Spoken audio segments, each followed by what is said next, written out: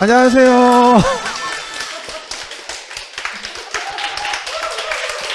반갑습니다. 지금 콘, 아니 콘서트 아니고요. 오늘요, 이제 우리 기출문제 과정을 이제 오늘 개강을 합니다. 벌써 3, 4월이 지나고 이젠 우리가 5, 6월이 돼가고 있어요. 그래서 이제 기출문제 과정을 올해 시작하고 3, 4월 달에 이제 오후에 우리가 기출 지물 특강을 했었잖아요, 우리가. 그죠? 근데 그 지문을 본 걸 이제 문제로 본다고 이해하시면 돼요. 그리고 제가 이따 수업 계획서에서도 말씀을 드리겠습니다만 기출문제 과정은 굉장히 중요해요. 우리가 기출만 제대로 봐도 반은 맞출 수 있거든요. 공법 반 맞추면 성공이에요. 그렇죠? 그러니까 굉장히 중요한 과정이니까 빠지지 말고 오늘도 보아하니까 3월 달에 나오다가 4월에 한 달 내내 빠지다가 이제 오신 분들이 몇 분 계시네요. 이제 그만 그래야 돼요. 이제 앞으로 남은 기간 또 그래버리면 이건 재수밖에 방법이 없어요. 그러니까 5, 6월이 마지막 기회예요. 그러니까 마지막 기회니까 결석 같은 거 이제 하지 마시고요. 그런 거 개나 줘버려요. 알았죠? 이제 하면 안 돼요. 그래서 5, 6월 달은 이제 8주 동안 기출문제를 보고 올 건데, 여러분 이 과정을 진행하실 때 대부분이 질문하시는 분들이 어떤 질문 하시냐면은 미리미리 풀어와야 되나요? 라는 질문을 되게 많이 해요. 미리미리 풀어와야 되나요? 이 말은 나 풀고 싶어요? 풀기 싫어요? 그거거든요. 그죠? 근데 물론 가장 좋은 거는 뭐냐면 풀어오면서 그림책 찾아보고 하는 게 베스트긴 해요. 솔직히 말하면 시간 효율성은 떨어져요. 그 부분이. 왜냐하면 다른 공부 못하니까. 그래서 나쁘진 않은데 한 가지 걱정은 뭐냐면 문제를 못 풀었다고 해가지고 수업을 안 듣고 독서실에 앉아있는 분들이 많아요. 나중에 뒤로 가면 갈수록에. 난 그럴까 봐 얘기하는 거예요. 못 풀어도 좋으니까 수업을 들으세요. 이해 가십니까? 풀어오면 좋지만 못 풀어도 좋으니까 수업을 들으시면 돼요. 오늘 수업 들어보시면 알지만 문제만 푸는 게 아니고요. 어떻게 한다? 문제만 푸는 게 아니라 이론 30분 하고 문제 30분 하고 그렇게 진행하는 거예요. 그러니까 안 풀어와도 사실은 관계없어요. 그리고 다른 과목 하시는 분들 우리가 문제집이 지금 이렇게 문제집이 있으면 이게 지금 문제집이 있고 앞에는 해설 나와 있는 부분이 있고 그죠? 뒷부분에 이제 이렇게 문제만 들어가 있는 부분이 책 속의 책으로 있어요. 근데 강사보다 좀 스타일 다르긴 한데 어떤 강사님들은 이제 이 문제만 있는 부분 가지고 수업하시는 분이 있고요. 저는 근데 해설 있는 부분으로 할 거예요. 그렇죠? 봐봐요. 왜 그러냐면 제 생각인데 기출문제는 맞추려고 보는 게 아니에요. 따라해봐요. 기출문제는 익히려고 보는 거예요. 난 그렇게 생각하거든요. 맞추려고 보는 게 아니에요. 근데 문제만 있는 거를 띄우고 얘기해주면 자꾸 적어요. 정리다 못 들어요. 그렇죠? 그런데 해설 있는 부분 보면 되죠? 못해도 다 오른쪽 써있어, 오른쪽에. 그럼 공부할 수 있고 안 써도 되거든요. 뭐하러 쓰냔 말이야. 다 써있는데 해설이다. 이해갑니까? 보고 익혀요. 그리고 나서 숙제가 수업 끝나고 나서 반드시 이 책 속의 책에 있는 부분을 진도 나간 만큼 안 보고 풀어야 돼요. 그게 맞는 거야, 순서가. 그러면 아침에 배웠던 게 복습이 되어지는 거고 모르겠는 걸 앞에서 찾아보면 되는 거란 말이지. 내 말 뜻 이해돼요? 난 그게 맞다고 봐.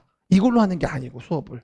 해설 있는 부분도 맞다고 난 생각한단 말이지. 무슨 말인지 알겠죠? 그렇게 해서 진행하시면 아마 보람찬 2달이 될 걸로 보입니다. 그리고 요번에 5월달이 워낙 중요하니까 일단 제가 강의 계획서 잠깐만 얘기해 볼게요, 여러분. 잠깐만 펴보세요.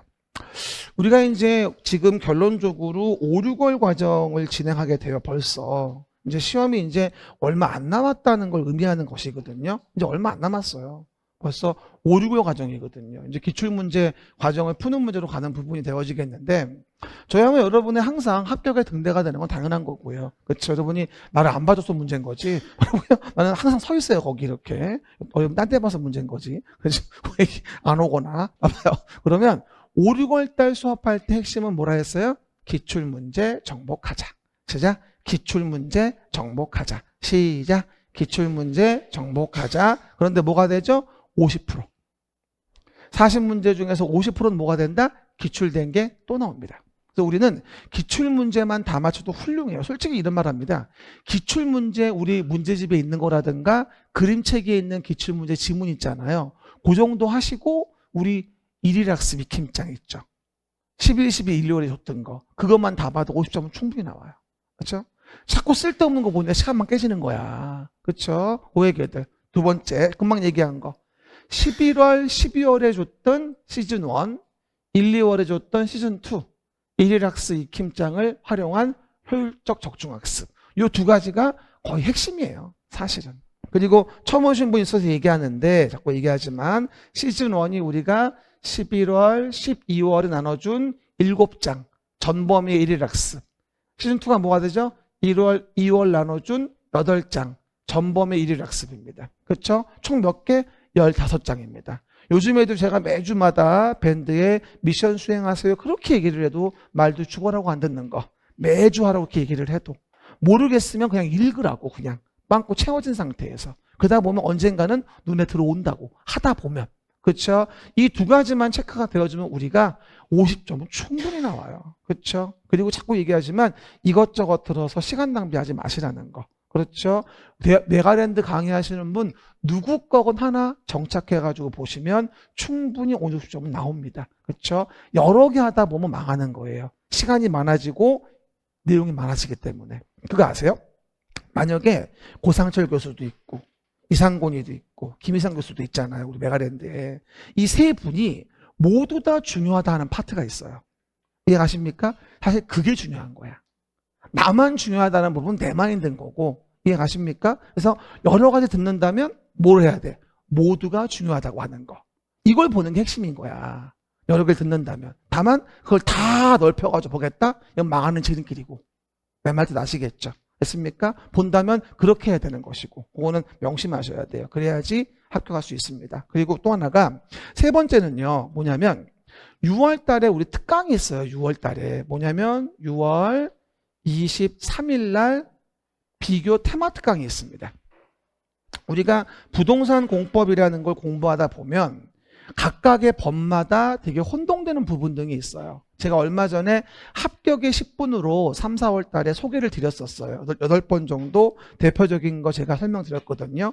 그게 이제 구체적으로 6월 23일 날 비교 테마집이라고 특강집이 나와가지고요. 이제 그걸 가지고 하루 정도 수업을 하는 거예요. 전체적으로. 그러면 뭐 이행강제금이 건축법에 나온 거냐, 농지법에 나온 거냐, 매수청구가 국토계획법 나온 거냐, 농지법에 나온 거냐, 이런 것으로 서로 비교를 하는 거예요. 뭐 1년이냐, 2년, 3년, 4년이냐. 이거를 이때 구분하지 않으면 시험장 가서 다 헷갈려요.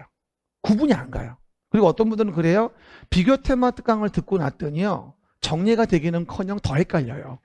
이렇게 말하는 분들이 있어요. 이거 솔직히 말할게요. 이날 수업 들으면 정리하려고 듣는 게 아니라 헷갈리려고 듣는 거예요. 헷갈려야 돼요. 그래야지 정리가 되어져요. 그리고 이때 수업 끝나고 나면요. 그 다음 주부터는 두 가지 가져오셔야 돼요. 뭐? 그림책하고 테마 특강집. 그래서 중간중간 뭐가 되죠? 비슷한 거 나올 때마다 같이 수업할 거예요. 이해가셨죠? 그러면 시험 볼 때까지 쫙 보는 거야, 두 권을. 그러다가 합격생들이 남긴 팁이 뭐냐면 10월 26일 시험 보기 일주일 전에 이거를 보는 거예요. 그러면 내용이 쫙 정리가 되어지면서 맞춰야 될 부분들을 헷갈리지 않게 볼 수 있다. 이런 팁을 여러분 선배들이 주시더라고요. 알겠습니까? 6월 달은 우리가 테마 특강이 있는 날이니까 적어놔요. 6월 23일 일요일 날 할 거니까 이거 까먹지 말고 이건 필수 특강이라 빠지시면 안 되고요. 이거 안 들어놓으시면 그 다음 주부터 수업할 때 힘들어요. 그러니까 들어놓는 게 좋아요. 헷갈리려고 드는 거예요. 지금 막 한 번 듣고 쫙 정리하려고 하는 게 아니라 미리미리 헷갈려야 돼요. 그래야지 시험날 안 헷갈려요. 뭔 얘기인지 알겠죠? 안 하면 시험날 다 헷갈려요. 그렇죠? 그거 이해하시면 될 것 같습니다. 그리고 네 번째 가서 동영상 수업 빠져먹지 말고요. 영상 보시는 분들. 맨날 국토계획법만 보지 말고요. 그 다음에 결석의 유혹을 제발 좀 이겨내세요. 이제는 뭐가 되어지죠? 추워지고 있죠? 아니, 더워지고 있죠? 더워서 그래, 지금 내가. 그죠? 조금씩 이제 힘들 거예요, 공부하시기가. 그러니까, 잘 컨트롤 하셔야 돼요. 자꾸 저한테 매주 올 때마다 공부의 방법을 묻는 분들이 있어요. 현장 학원 나오시는 분들은 공부의 방법을 고민할 필요가 없습니다. 왜? 그냥 그날 과목에 충실하시면 돼요. 뭐라고요? 그냥 그날 과목에 뭐 하자? 충실하자. 그리고 여유 되면 시간 남을 땐 민법을 하자. 이게 기본 맥락이에요. 그렇죠? 개론 아니에요. 민법이에요. 그렇죠? 개론은 사람 따라 점수가 정해져 있어요. 공부를 아무리 많이 해도 너는 60점이면 그 점수야. 너는 80점 정해져 있는 것 같아요. 그거는 공부를 해도. 근데 민법은 안 그래요. 할수록 올라가는 과목이거든요. 그리고 민법이 돼야지 2차 과목이 돼요. 민법 안 하면 아무것도 안 돼요. 이해 가셨죠? 개론한테 이르지 말아요. 그렇죠? 사실만 얘기하는 건 이러면 안 돼요. 내가 이겨요, 걔한테.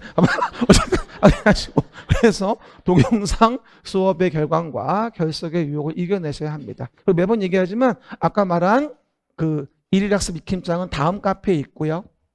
그 다음에 네이버 밴드에 하루 한 문제 매일매일 제가 올려요. 뭐라고요? 네이버 밴드에 하루 한 문제 매일매일 올리니까 이거 잘 보시면서 이거 보셔야 됩니다. 오늘 제가 아침에도 올렸어요. 앉아서 내가. 봤어요? 알람도 안 해놨죠? 좀 해놔요. 그래서 요것만 잘 정리해도 훌륭해요. 사실은요. 그렇죠? 그래서 정리해 보시면 됩니다. 그리고 우리 진도는요. 보시는 바와 같이 국토계획법, 사주, 나머지 법들, 개발법, 정비법, 건축법, 주택법 한 주씩 하기로 했는데 전 요번 타임은 될 수 있으면 국토계획법은 3주 정도에 끊으려고 합니다. 3주 반이나. 그래서 저번 주는 제가 저번 3, 4, 5는 개발 정비를 더 봤잖아요. 시간을. 근데 요번 타임 이것도 빨리 보고 건축 주택을 좀 더 볼 거예요. 요번 5, 6월 타임은. 알겠습니까? 농지야 뭐 그냥 좀만 하면 되는 거고 신경 쓰지 말고. 그쵸? 이렇게 해서 요번은 앞에서 빨랑 뽑아가지고 건축 주택을 좀 한 2시간 정도 더 할애하는 쪽으로 계획을 하고 있어요. 알겠습니까? 그렇게 진행할 겁니다. 보시면 됩니다. 그러면 일단 오늘 수업 진도 진행합니다. 봐봐요.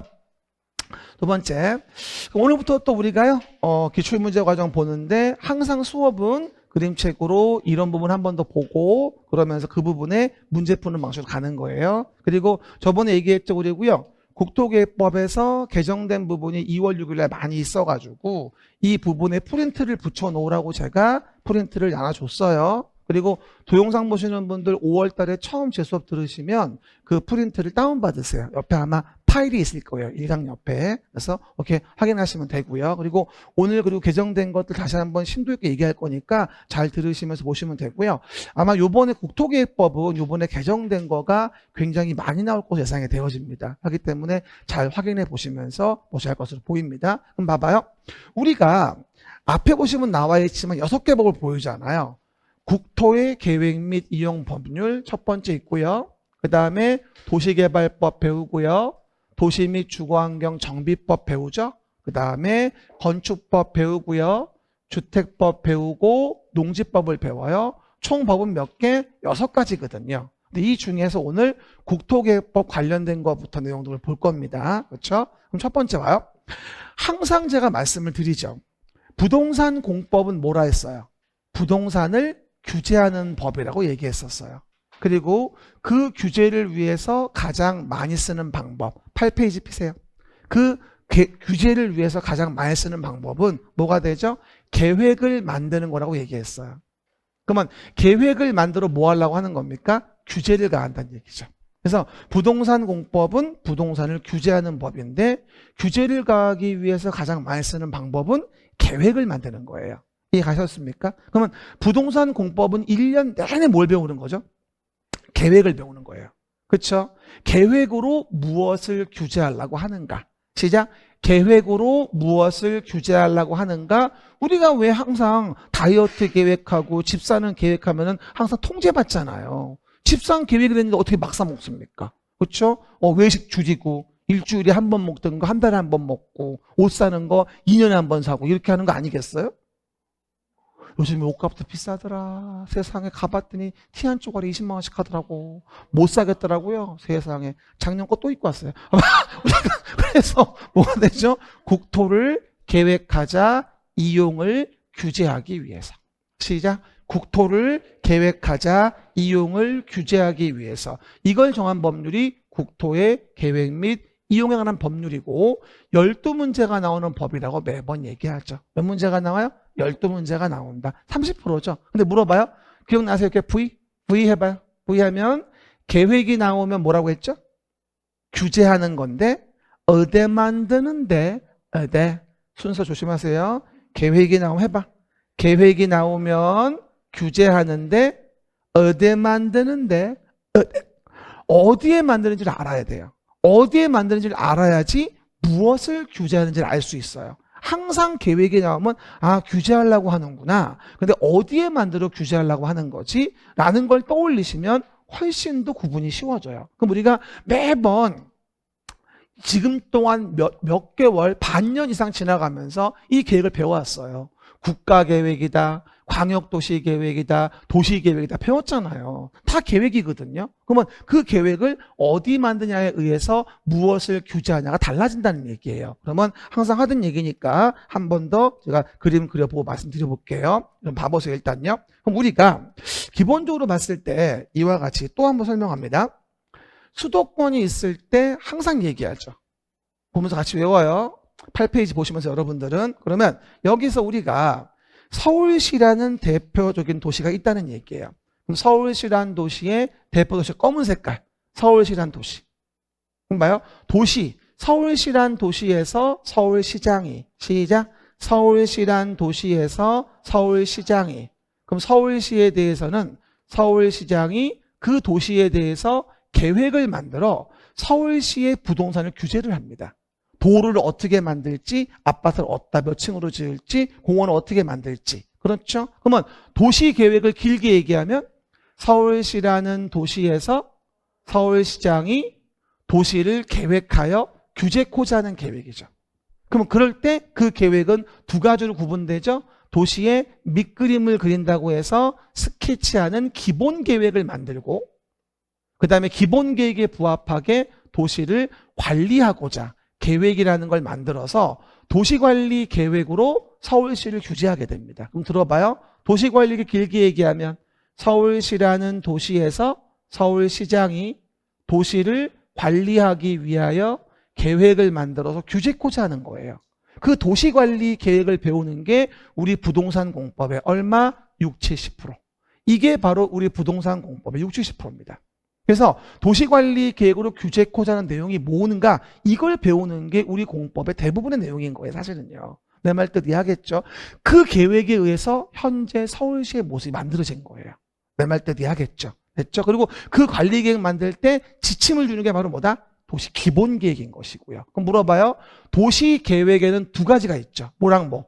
도시 기본계획과 도시관리계획이라고 하는 두 계획이 있는 거예요. 8페이지 오른쪽에 적혀져 있죠. 노란 색깔. 도시군 기본계획과 도시군 관리계획을 뭐라 부른다? 우리가 도시계획이라고 하는 거예요. 알겠습니까? 기본계획은 베이스로서 지침을 주고 거기 지침받아서 구체적인 관리계획을 만드는 거죠. 알겠습니까? 그 얘기들. 그럼 또 하나 물어보죠. 서울시 안에 이와 같이 도로 등에 대한 기반시설을 만들어요. 서울시 안에 도로 등의 기반시설 만든다, 공원 만든다. 다 뭐로 하는 거예요? 도시 관리계획으로 계획해서 만드는 거예요. 근데 그 도로 등의 기반시설이 어떻게 돼 있죠? 이렇게 여러 도시에 걸려져 있는 길이 있어요. 시작. 여러 도시에 걸쳐져 있다. 서울 송파 지나면서 안양, 성남, 뭐 광명, 부천, 인천, 뭐 고양, 의정부 쭉 돌면서 있는 도로 있지 않습니까? 서울 외곽순환도로. 이런 기반시설은 뭐라 부르죠? 우리가 광역시설. 그래서 기반시설 중에 광역적인 정비체계에 필요한 게 뭐다? 광역시설인 거고 그 광역시설을 체계적으로 정비하기 위해서 뭘 정하죠? 광역계획권이라는 걸 잡아주는 거예요. 그리고 광역계획권이 잡히면 거기에 만드는 계획이 뭐야? 광역도시 계획인 거죠. 그럼 물어봅시다. 광역도시계획은 도시계획일까요? 들고 있는데 뭘 고민합니까 지금? 뭐라고요? 광역도시계획은 도시계획일까요? 아니라고요. 광역도시에 대한 계획이에요. 도시계획은 우리 서울시 관할구역에, 고양시 관할구역에, 파주시 관할구역에 만드는 게 도시계획입니다. 이해 가시겠습니까? 그래서 오해하지 말고 광역 도시계획 이러면 안 돼. 광역도시 계획 해봐. 광역도시 계획, 도시계획, 도시계획. 아버지 가방에 들어가시면 안 돼요. 뭐라고요? 광역도시 계획. 계획. 시작. 도시 계획. 이렇게 이해하시면 좋을 것 같아요. 이제 좀 이해하는 분위기예요. 그렇게 안 들려요. 표정을 이제도 막 들어가는 표정이네. 그렇죠. 훌륭해. 봐봐요. 그러면 이렇게 해서 광역도시계획은 어디에 만든다고 이해하자? 광역계획권에. 그럼 도시계획은 어디 만든다고 이해하자? 서울시라는 관할구역에. 그런데 이런 거를 모두 아우르는 최상위에 전국의 국토 어디가 됐건 뭐라고요? 전국의 국토 어디가 됐든 간에 국가의 정책적인 목적 달성을 위해서 만드는 계획이 있을 수도 있다. 오른쪽 맨 위. 국가의 정책적인 목적 달성을 위해서 뭐다? 만드는 계획이 있다라고 한다면 이를 우리는 국가계획이라고 합니다. 그러면 대표적으로 4대 강보 국가계획. 뭐 GTX 만든다는, KTX 만든다는 국가계획. 그렇죠? 그런 것들을 만든다면 그 국가계획에 맞춰서 아래 계획은 만들어줘야 한다. 광역도시계획, 도시계획은 국가계획에 부합해야 한다. 이해가십니까? 어디? 8페이지 왼쪽 맨 위에 1번에 써 있을 거예요. 8페이지 왼쪽 맨 위에 어디에? 1번에 써 있을 거다. 내 말 뜻 이해하시겠죠? 항상 아래에 있는 계획은 위에 있는 계획에 부합해야 한다라고 설명을 드리는 거죠. 알겠습니까? 고액애들. 그래서 우리가 이와 같이 계획의 시의를 봤어요. 또한 봐요. 서울시의 일부인 여기 서초동이 있었어요. 여기서 재개발 재건축이 이루어져요. 그럼 여기는 서울시의 전부입니까? 일부입니까? 서울시 일부죠. 그럼 서울시 일부인 동네에다 재개발 재건축이 이루어질 때 이 동네만에 필요한 도시관리 계획이 존재할 수가 있습니다. 그러면 여기만 필요한 도시관리 계획을 서울시 전체에다가 만드는 건 말이 안 되는 거거든요. 비용 낭비잖아요. 그래서 여기는 도시관리 계획 중에 일부에 만드는 도시관리 계획이라고 해서 우리가 지구단위 계획이라는 걸 만든다고 합니다. 말이 일부에 대한 도시관리 계획. 시작. 일부에 대한 도시관리 계획. 이게 바로 뭐다? 지구단위 계획인 거예요. 그렇죠? 그럼 봐봐요. 제일 몸 움직여봐요. 국가계획, 그 다음 광역도시계획, 도시계획, 지구단위 계획. 이해가셨죠? 시작. 국가계획, 광역도시계획, 도시계획, 지구단위 계획인 거예요. 이렇게 계획을 만드는 단계가 달라지고 계획을 어디에 만드냐를 인식하셔야지만이 내용적인 이해가 쉬워지겠다라는 부분을 강조드리는 겁니다. 그렇죠? 그 얘기들. 요거 이제 이해하셨다고 한다면 내용에서 그림책 보실 때 얼마든지 이해할 수 있겠죠. 봐요. 첫 번째, 국가계획. 중앙행정기관이 법률에 따라서 수립하거나 국가의 정책적 목적 달성을 위한 계획인데 한 가지 주의할 게 뭐냐면 우리 도시계획과 관련이 돼 있어야 돼요. 4대강 보가 우리 서울시에는 직접적인 영향을 미치죠. 국가계획으로. 하지만 성남시나 인천시하고는 아무런 관련이 없습니다. 그러면 성남시는 한강이랑 강이 없잖아. 거기는 개천밖에 없단 말이야. 그러다 보니 뭐가 되어진 당연히 성남시는 4대 강보 국가계획을 받들 이유가 없죠. 이해가셨죠? 뭐라고요? 우리 도시와 관련이 돼 있을 때 그 국가계획은 의미가 있다 이런 얘기인 겁니다. 이해가시겠죠? 한 번쯤 물어볼 수 있고요. 또 하나, 광역도시계획은 어디 만들죠? 광역계획권에 만들어요. 이와 같이 도로가 있는데 여러 도시에 걸쳐 있는 길이 있어요. B란시, 서울시, C란시. 그러면 이런 여러 도시에 걸려 있는 기반시설은 광역설이라고 하고 광역설에 대해서 체계적 정비를 위하여 광역계획권을 정하면 광역계획권 장기 발전 방향 제시하는 계획이 뭐다? 광역도시 계획인 거예요. 됐죠? 한 번 더 물어봐요. 광역도시 계획은 어디 만든다고? 광역계획권에. 꼭 기억해요. 계획이 나오면 어디 만드는가? 이걸 먼저 기억하셔야 돼요. 그래야지만 그 계획으로 무엇을 규제하는가를 알 수 있다는 점을 항상 기억하십니다. 그리고 나서 서울시라는 이제 어디에 대해서? 도시에 대해서. 시작. 서울시라는 도시에 대해서 서울시장이 뭐하죠? 도시에 대한 계획을 만들게 되겠죠. 됐죠? 무슨 계획? 도시계획. 그리고 도시계획은 기본계획과 관리계획으로 구분한다. 이해가셨죠? 관할구역에 만드는 계획이다. 기본계획은 지침을 주고 관리계획은 구체적으로 무엇을 규제할 건지를 정한다. 이해가셨습니까? 그 얘기. 그리고 주의할 거, 그 서울시와 같은 이런 도시가 전국에 특별시, 광역시, 특별자치시, 특별자치도, 시장, 군수 이런 도시가 전국에 120여 개가 있습니다. 그러면 그 도시마다 다 뭘 만들면, 도시계획을 만들면 그게 모여서 국토가 이루어집니다. 이해가셨죠? 국토를 직접 계획하는 건 어려우니까 도시 단위로 계획해서 규제를 가한다고 이해하시면 되는데, 눈 뜨면 한 가지 기억하실 거, 광역시의 군수는 제외합니다. 시작. 광역시의 군수는 도시계획을 만들 이유가 없어요. 왜? 인천광역시 강화군이면 인천광역시장이 만들잖아요. 그러니까 강화군수는 만들 이유가 없는 거죠. 그러면 요 군은 뭐 얘기하는 거예요? 경기도, 가평군, 연천군 이런 거 얘기하는 거야. 광역시 밑에 군은 따로 도시계획을 만들 필요가 없습니다. 알겠습니까? 그것도 오늘 기출문제 1번에 있을 거예요, 아마. 은근히 가끔 나와요, 그것도. 의미 이해하시고요. 됐죠? 그런 내용에서 도시를 관리하고자 계획을 만들어 보자. 그럼 봐봐요. 도시계획은 기본계획과 관리계획으로 구분하고, 기본계획은 종합계획으로 관리계획 만들 때 지침이 되어지고, 관리계획은 상위계획은 어디? 광역도시계획, 도시기본계획에 부합하게 만들어줘야죠.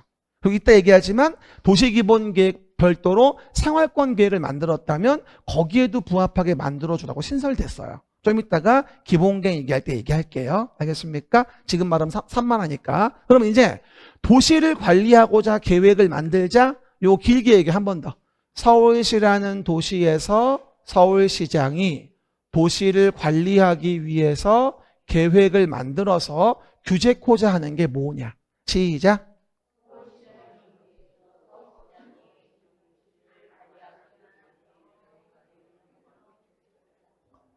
오늘 비 온다고 안 했죠. 그렇죠? 그래서 도시관리 계획인데요. 그 내용은 12페이지 먼저 보고 올게요. 12페이지 봐보세요. 그러면 도시를 관리하고자 계획을 만들자. 12페이지. 시작. 도시를 관리하고자 계획을 만들자. 요게 아까 제가 사진 보여준 것처럼 부동산 공법을 공부하는 것에 거의 60, 70%예요. 그러면 요 동그라미 안에 있냐 없냐 이게 굉장히 중요해요, 사실은요. 그래서 도시를 관리하고자 계획을 만들어서 규제코자 하는 그 내용이 뭐냐는 건데, 이걸 앞에 8페이지 글로 보면 이해가 어려우니까 제가 그림을 그려놓은 거예요. 12페이지에다가. 한번 더 가볼게요. 그러면 도시를 관리하고자 계획해서 서울시란 도시에 대해서 서울시장이 계획을 만들어서 규제코자 하는 게 뭐냐는 거죠. 대표적인 게 첫 번째 바로 뭐죠? 첫 번째 덩어리가 도시계획 사업이라는 걸 진행한다는 거예요. 한번 말해. 도시계획 사업. 시작. 그럼 도시계획 사업 좀 길게 얘기해봐요. 시작. 스탑. 서울시라는 도시에서 서울시장이 도시관리계획으로 계획하여서 하는 사업. 그냥 도시라고 나오면 서울시란 도시에서 서울시장이, 계획이라고 나오면 여기는 도시관리계획으로 계획해서 하는 사업이 뭐야? 그게 도시계획 사업이라고. 이해 가셨죠? 그러면 도시계획 사업은 세 가지 있죠. 일단 노후불량 건축물을 개량한다. 두꺼봐. 헌집 줄 테니까 새 집 주지 않겠니? 라는 거. 정비사업도 대표적인 도시계획 사업. 우리가 가장 관심이 많은 사업이죠. 돈 되는가 싶어서. 요즘은 그렇지도 않지만. 그렇죠? 노후불량 건축물 개량 정비사업은 주거환경 개선과 재개발, 재건축이 있고요. 그 다음에 신도시를 만든다고 하는 새로운 단지와 시가지를 만들자 도시개발사업. 뭐라고요? 신도시를 만든다고 하는 새로운 도시, 도시개발사업. 서울로 본다면 강서 마곡지구 같은 데가 전형적인 사례고요. 송파 위례 같은 것도 도시개발 사업이라 볼 수도 있습니다. 뭐 실제는 택지개발 사업이긴 하지만, 그렇죠? 그 얘기들. 그리고 또 하나, 도로 등의, 학교 등의, 공원 등의 이런 기반 시설을 설치, 정비, 개량하자. 그러면 계획으로 규제하지 않으면 이 A가 순순히 토지를 내놓을 리가 없다. 도로 부지인데. 그렇죠? 그래서 도시관리 계획으로 계획하여 결정하자. 그게 뭐야? 도시계획시설. 이렇게 해봐. 기반시설 중에서, 시작. 기반시설 중에서 도시관리 계획으로 계획하여 결정한 게 도시계획시설이에요. 뭐가 넓은 개념이에요? 기반시설. 그러니까 기반시설 중에서 잘 설치하려고 도시관리 계획으로 계획해서 서울시장이 결정을 했다면 그게 도시계획시설인 거예요. 이해가셨죠? 그러면 도시계획시설도 길게 얘기해 볼까? 한번 재미삼아서. 서울시란 도시에서 서울시장이 도시관리 계획으로 계획해서 결정된 기반시설. 거봐. 그냥 끝나잖아. 그렇게 단어만 연결하면 되는 거라니까. 그러면 그렇게 결정된 도시계획시설을 설치, 정비, 개량하기 위해서 사업하는 걸 우린 뭐라 불러? 도시계획 시설 사업이라 부른다. 이 얘기인 거야. 오른손 들어봐. 들고 해봐. 기반시설, 도시계획시설, 도시계획시설 사업. 시작. 기반시설, 도시계획시설, 도시계획시설 사업. 절대 건너뛰면 안 돼요. 여기서 일로 넘어오면 틀린 정의예요. 공법은 제가 말해준 절차를 건너뛰는 건 무조건 잘못된 거야. 무조건 잘못된 거야. 짜짜라짜라짜라짜짜짜. 왜 안 해? 내가 불러줄 땐 나를 불러줘. 그만하고. 어쨌든 기반시설, 도시계획시설, 도시계획시설 사업. 창피해. 괜히 했다.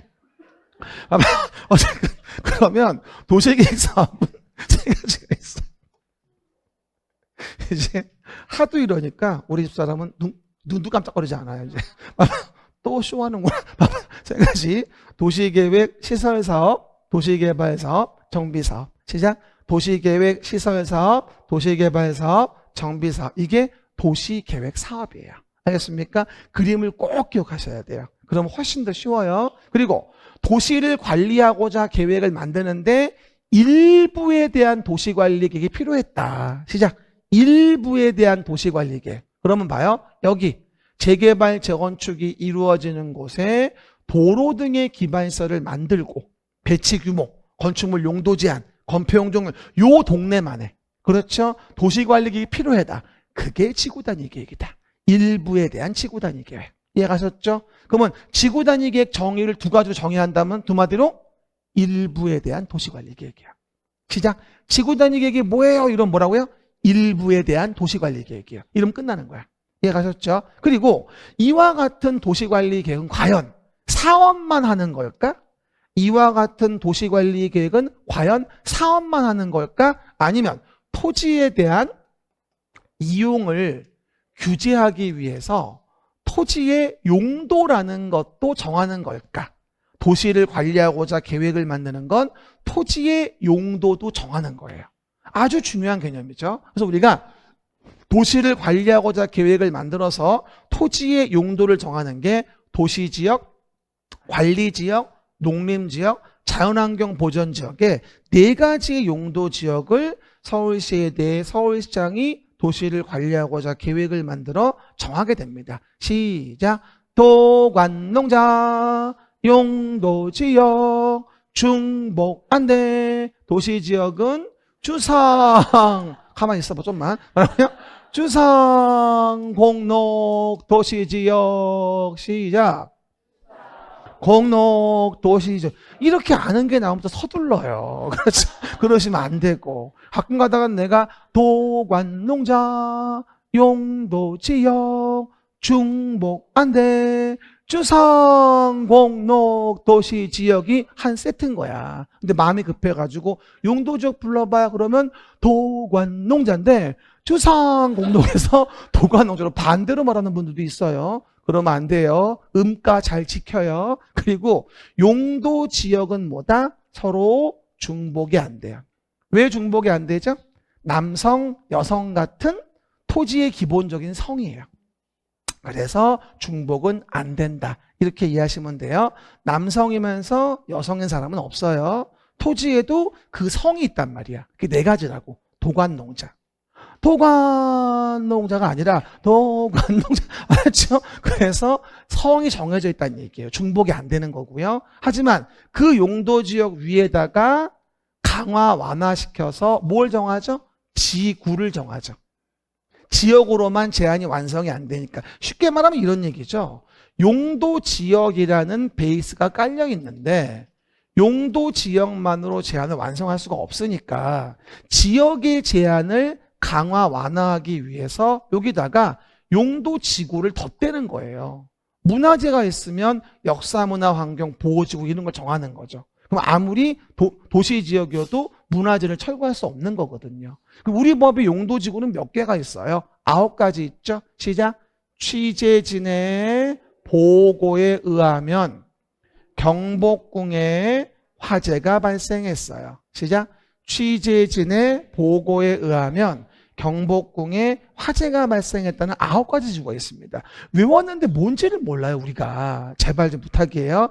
취재진 보고 경복 화재 떠올리면서 말해봐요. 취락지구, 특정 용도 제한지구, 개발진흥지구, 보호지구, 고도지구, 경관지구, 복합용도지구, 경복궁에 화재가 발생했어요. 방화지구, 방제지구. 화재 원인은 용도지구로 밝혀졌어요. 그렇죠? 근데 이 용도지구를 정했음에도 불구하고 제한이 완성이 안 되면 지역지구의 제한을 강화, 완화하기 위해 마지막으로 2차 옵션으로 용도구역이라는 걸 정하게 돼요.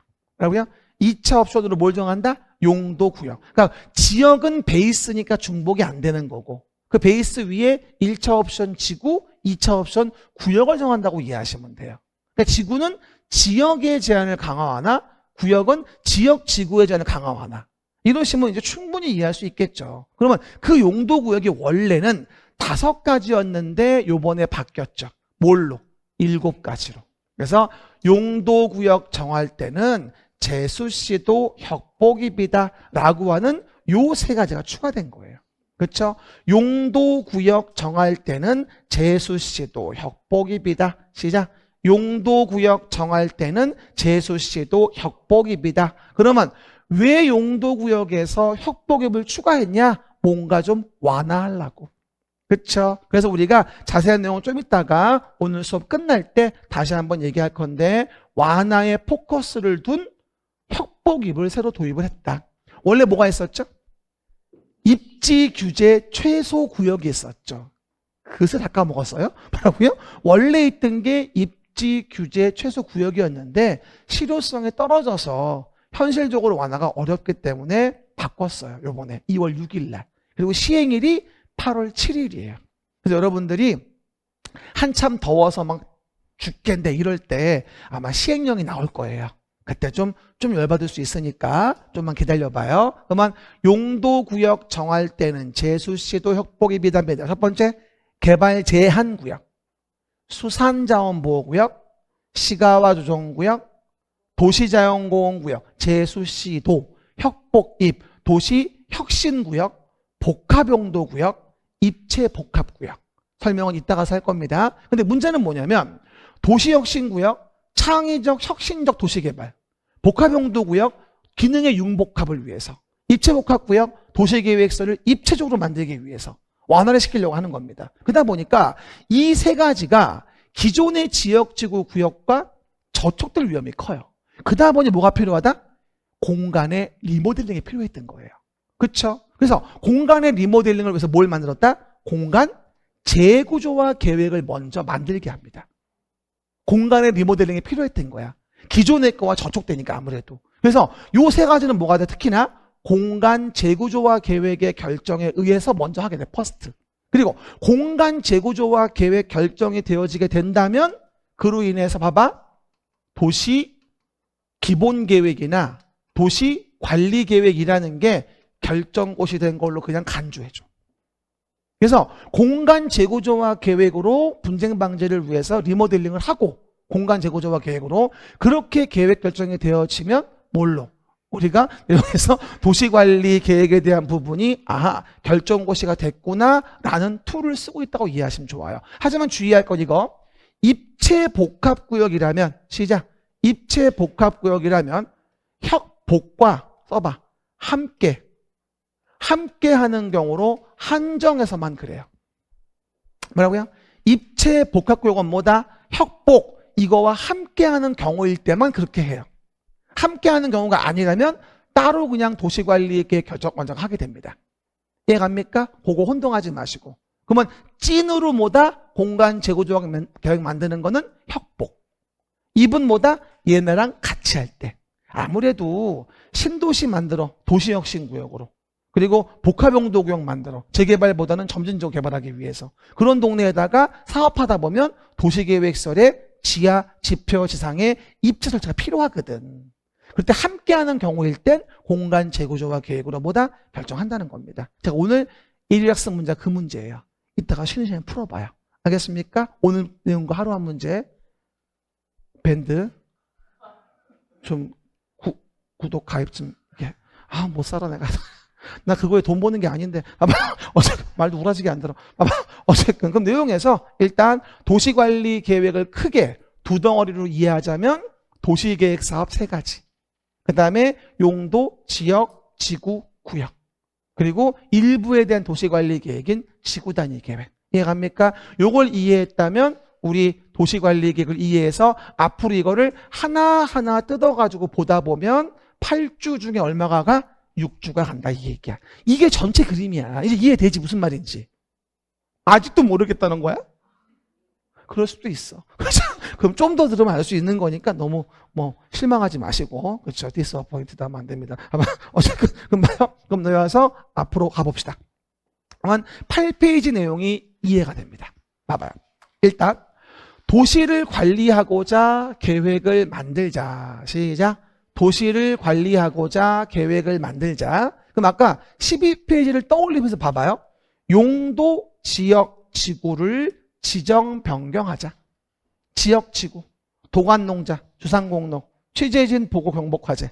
됐습니다. 그 다음 또 하나. 용도 구역 정할 때는 재, 수, 시, 도, 혁, 복, 입이다. 혁복입은 공간 재구조화 계획으로 계획한다. 퍼스트로. 입체복합계획은 함께 할 때만 가능하다. 이해가셨죠? 한 얘기. 그리고 또 하나. 기반시설을 설치, 정비, 개량하자. 그럼 봐봐. 기반시설을 설치하려고 규제를 가해서 계획하니까 그게 도시계획시설. 됐죠? 기반시설을 설치, 정비, 개량하고자 관리계획으로 계획하여 결정하니까 그게 뭐야? 도시계획시설. 이해가시겠죠? 결정된 거 사업하는 게 도시계획 시설 사업. 이해가시겠죠? 얘기. 그 다음 신도시 만드는 거 도시개발 사업. 노후불량 건축물 개량 정비 사업. 일부에 대한 도시관리계획 지구단위 계획. 이해갑니까? 이렇게 해서 우리가 내용 등을 본 거예요. 그러면 요 도시관리계획에 봐봐. 내용 12페이지 그림에는 절대 뭐가 안 들어가 있죠? 개발밀도 관리구역, 기반시설 부담구역, 성장관리계획구역은 절대 안 들어가 있죠. 정말 잘 나와 이거. 요 3가지 구역은 뭐다? 용도구역이 아니에요. 도시계획사업에 의하지 않은 행위의 난개발 방지를 위한 개발행위 허가를 위한 목적성 구역일 뿐인 것이지 이건 도시관리계획 내용이 아닙니다. 그러니까 별도로 분리한 거야. 이해갑니까? 해봐봐. 개기면 돼, 안 돼? 안 돼. 중복 안 되고 허가 기준으로서 성장관리 계획 관련된 성장관리 계획 구역이 있는 거죠. 이건 개발행위 허가와 관련된 목적성 구역이에요. 알겠습니까? 12페이지와 연동해서 이것만 잘 이해해도 훌륭합니다. 이해가셨죠?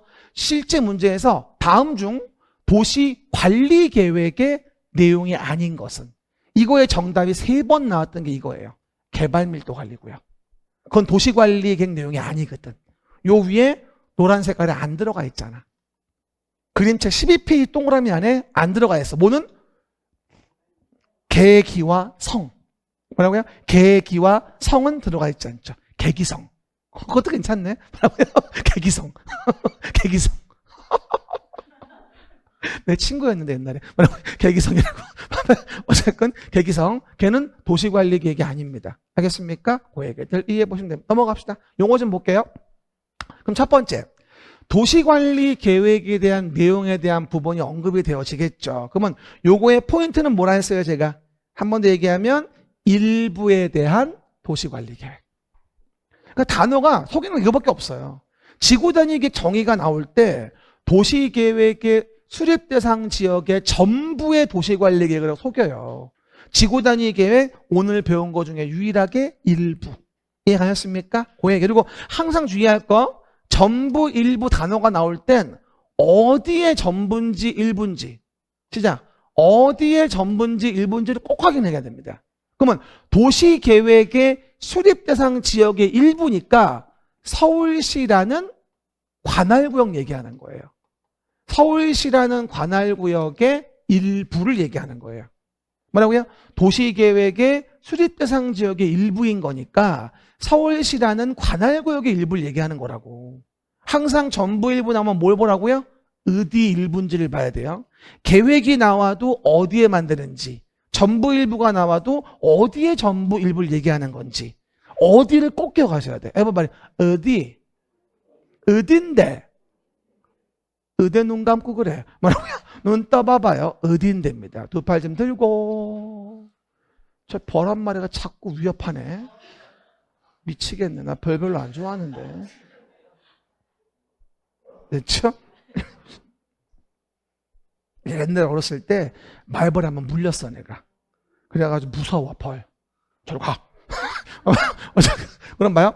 공간 재구조화 계획입니다. 시작. 공간 재구조화 계획. 제가 장담을 하건데 100%입니다. 근데 안 넣으면 관둘게 내가. 뭐라고요? 공간 재구조화 계획. 그러면 포인트는 뭐냐면요. 공간 재구조화 계획이란 토지의 이용, 건축물 인하, 그 밖에서 용도, 건폐, 용적률 높이 등의 포인트 완화. 키워드 완화하는 용도구역 효율적이고 계획적 관리를 위해 수립하는 계획입니다.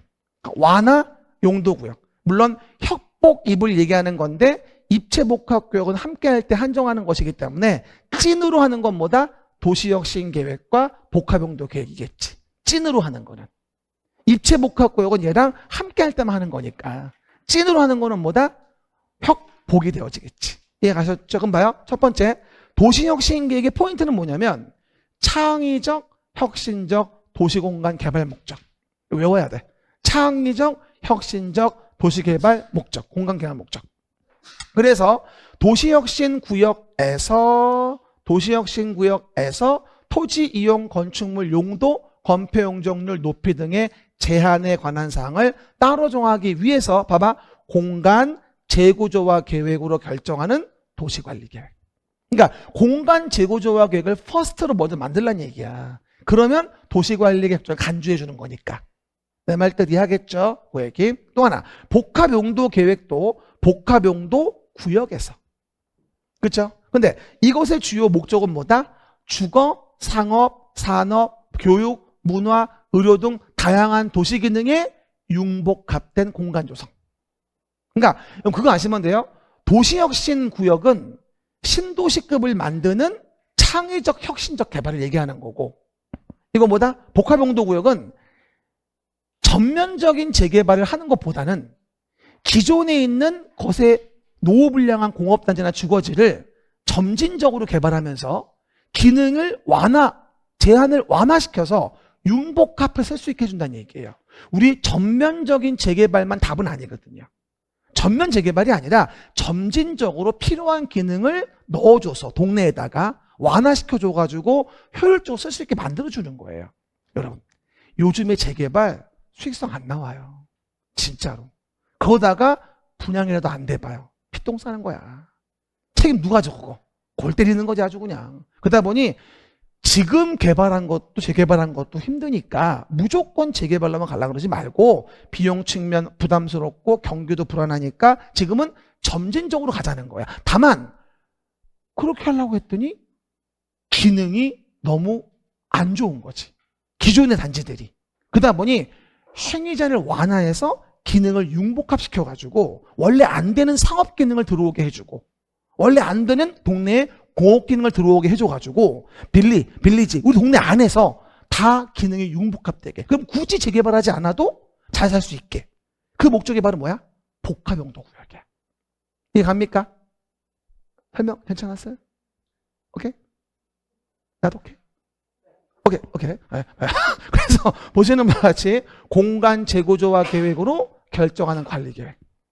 그러니까 공간 재구조화 계획으로 결정한다라고 명시되어 있는 건 이 두 가지뿐이에요. 도시혁신 계획과 복합용도계획. 그리고 입체 복합구역은 이거 할 때 함께하는 경우에만 하는 거고. 내 말 이해되죠? 꼭 확인합니다. 됐죠? 그 얘기. 그리고 용도 지역은 뭐예요? 용도 지역 중요한 키워드는 서로 중복되지 아니하게. 그 다음 용도 지구는 지역의 제한을 강화 완화. 용도 구역은 지역 지구의 제한을 강화 완화. 이런 식으로 지역 지구 구역 앞에 설명드렸고, 그리고 가운데 도로 등의 기반시설을 설치하자. 그럼 봐봐요. 제가 순서 기억하라고 했죠. 봐요. 기반시설, 도시계획시설, 도시계획시설 사업. 그냥 기반시설, 도시계획시설, 도시계획시설 사업. 건너뛰면 안 되고요. 그렇죠? 그리고 기반시설 종류는 교공, 유공, 방보한, 기반시설 7종 세트. 시작. 교공, 유공, 방보한, 기반시설 7종 세트. 또 이랬더니 어떤 분이 자산 전문 영역은 저거 이거 어디죠? 그건 건축법. 용도 변경. 그만 좀 헷갈려. 알았습니까? 제가 유튜브에다 노래 다 불러놨으니까 좀 청취하세요.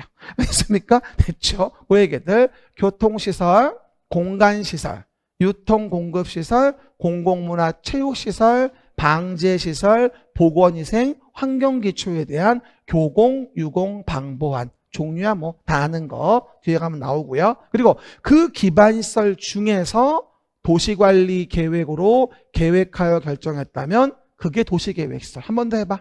기반시설 중에서 도시관리 계획으로 계획해 결정했다면 이게 뭐야? 도시계획시설. 그러니까 항상 이해가 안 되면 범주를 기억해. 기반시설이 넓은 거고 그중에 도시관리 계획으로 계획하여 결정했다면 도시계획시설인 거야. 뭐가 넓어? 기반시설이 넓은 거지. 그리고 그 도시계획시설 결정이 되면 그 도시계획서를 설치, 정비, 개량하는 걸 도시계획 시설 사업이라고 해. 그러니까 이거를 기반시설을 설치, 정비, 개량하는 사업이라고 나오면 안 돼. 도시계획 시설을이라고 나와야 되는 거야. 유치하지만 참 잘 나와. 생각보다. 그리고 이 말도 뒤집어 놓는다. 이 말도. 그렇죠? 도시계획설은 기반시설 중인데 기반시설은 도시계획설 중. 환장한다니까. 이해가셨습니까?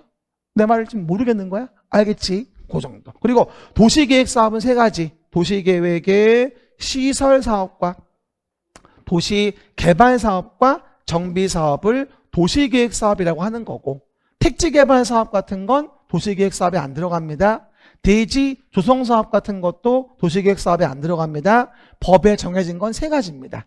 이 법의 도시계획 사업은 세 가지. 한 번 더. 도시계획 시설 사업, 도시개발 사업, 정비 사업. 아까 제가 그림책에 12페이지에 넣어놨던 거 확인하시면 될 겁니다. 엉기지 마. 그렇죠? 그리고 마지막으로 그러면 이와 같이 도시계획 사업이 이루어지면 난개발이 생길 가능성은 그닥 많지 않을 거예요. 그런데 봐봐. 그러한 도시계획 사업에 의하지 않고 건물을 짓는다고 해보세요. 도시계획 사업에 의하지 않고 건물을 짓는다면 당연히 도로도 안 만들고 난개발 될 겁니다. 됐죠? 그러면 도시계획 사업에 의하지 않은 행위는 따로 허가를 받게 하는 게 맞는 겁니다. 이게 개발행위 허가예요. 그럼 물어볼게요. 서울시에서 이루어지는 개발행위는 두 가지가 있어요. 말해봐요. 서울시에서 이루어지는 건물 건축 등의 개발행위는 두 가지가 있습니다. 도시계획 사업으로 하는 개발행위와 도시계획 사업에 의하지 않는 개발행위가 있는 겁니다. 그럼 도시계획 사업에 의하지 않고 건물 같은 걸 짓는 개발행위를 한다면 도로도 안 만들고 나무도 안 심고 난개발될 것 같으니까 뭐라? 따로 건 바이 건으로 허가를 받아라. 이게 뭐야? 개발행위 허가야. 그럼 물어볼게. 도시계획 사업인 도시개발 사업으로 건물을 지어요. 개발행위 허가를 받아야 한다? 말도 안 되는 거죠. 도시계획 사업이니까. 그러면 그와 같은 도시계획 사업에 의하지 않는 개발행위 할 때는 특광, 특시, 특도시군에 뭘 받아라? 허가를 받아라. 근데 문제는 봐봐. 어느 정도 도로를 넓혀야 됩니까? 어느 정도 나무를 심어야 됩니까? 기준이 애매하지. 응? 서울시장 친구라고 조금만 해 이러고, 서울시장이 싫어하는 사람이라고 너 많이 만들어 임마 이럴 수는 없는 거잖아요. 그래서 그 기준이 필요했어요. 그게 성장관리계획이에요. 뭐라고요? 허가 기준을 잡아준 게 바로 뭐야? 그게 성장관리계획인 거야. 그럼 뭐 하나 물어봅시다. 그러면 여러분은 개발행위가 앞으로 많이 생길 곳에다가 이걸 정할까요? 개발행위가 다 끝나고 이제 별로 없는 동네 이걸 정할까요? 앞으로 많이 생길 동네. 그러면 성장관리계획은 앞으로 어디서 시가가 많이 될 거냐 써봐봐. 녹관농자. 용도지역이 녹관농자인 동네를 얘기하는 거야. 어디? 녹지, 관리, 농림, 자연환경 보전지역에 녹관농자에 대해서 성장관리계획을 만들어 난개발을 방지하려고 하는 거죠. 절대 뭐가 아니고 도시관리계획의 내용은 아니고. 이해가셨죠? 계기성은 절대로 도시관리계획 내용이 아니에요. 성장관리계획은 성장관리계획구역인 녹관농자에서 뭐 하려고? 허가의 기준을 제시하는 거야. 어느 정도 도로 만들어, 어느 정도 나무를 심어 임마 라고 정해주는 거예요. 이해가셨습니까? 그래야지 형평성 있고 평등한 행정이 될 수 있는 거니까. 그리고 이 개발행위 할 때 가장 문제가 되어지는 게 도로 등의 기반시설을 설치하지 않는 거라서 도로 등의 기반시설의 부족을 없게 하려고 목적성 구역 2개를 정합니다. everybody, 개발 밀도 관리구역, 기반시설 부담구역. 객이면 안 되고, 개발 밀도 관리구역, 기반시설 부담구역은 개발행위 허가의 목적성 구역입니다. 난개발 방지를 위한. 그래서 객이면 안 돼. 중복이 안 되고요. 요번에 이게 34의 문제였죠. 기반시설 부담구역은 개발 밀도 관리구역에서 기반시설 설치를 정한다고. 땡. 개발 밀도 관리구역의 외의 지역에 하는 거니까. 그렇죠? 그러면 개발 밀도 관리구역은 언제 정해요? 곤란하면 강화하자. 개발의 밀도를 관리하기 위해서. 시작. 곤란하면 강화하자. 아니, 건물을 100층을 진대. 근데 현재도 도로가 좁아서 출퇴근 시간만 되면 정체가 일어나는데 걷다 대고 100층을 지면 어떻게 되겠어? 기반시설을 부족해지겠지. 더 많이. 근데 도로를 못 넓혀. 그러면 하면 안 되잖아.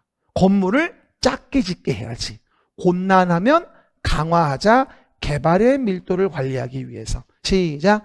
곤란하면 강화하자. 개발의 밀도를 관리하기 위해서. 이게 바로 뭐야? 개발 밀도 관리 구역이야. 그럼 물어볼게요. 개발 밀도 관리 구역은 도시 관리 계획으로 정하지? 아니야. 절대 아니야. 그리고 개발 밀도 관리 구역처럼 곤란한 게 아니라 도로 설치가 가능했다면 개발 행위는 허용해 줘. 하지만 도로 만들려고 돈을 부담시켜. 그게 기반시설 부담구역이야.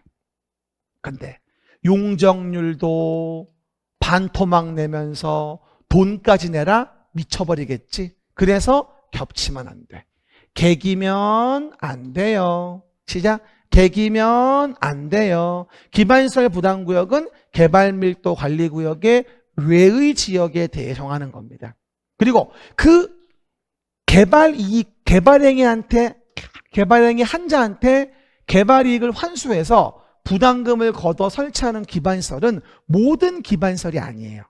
가운데 위에 있는 교공유공 방부안의 모든 기반시설이 아니고 최소한의 7가지. 도공록, 학교, 수합회, 대학 제외. 시작. 도공록, 학교, 수합회, 대학 제외. 항상 외웠는데 뭔지는 몰라요. 뭐라고요? 도공록, 학교, 수합회, 대학 제외인 딱 7가지만 설치하는 거예요. 그러면 고등교육법의 학교인 대학은 왜 제외할까요? 돈이 너무 많이 들어가요.